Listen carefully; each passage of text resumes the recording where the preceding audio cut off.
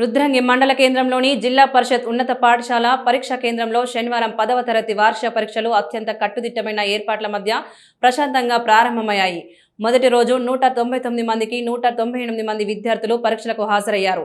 ఈ సందర్భంగా స్థానిక తహసీల్దార్ పుష్పలత, ఎంఈఓ రామకృష్ణ పరీక్షా కేంద్రాన్ని సందర్శించి పరీక్షల నిర్వహణ తీరును పరిశీలించారు. ఈ సందర్భంగా ఎంఆర్ఓ విద్యార్థులకు సిబ్బందికి పలు సూచనలు చేశారు.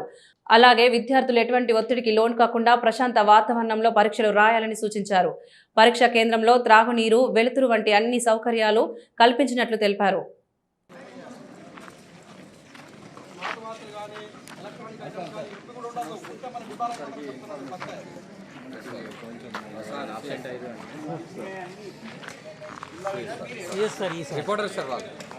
రిపోర్టర్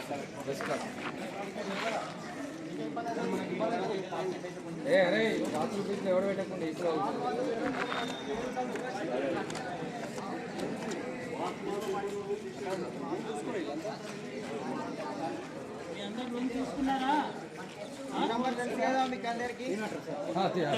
ఆయన ఇక్కడ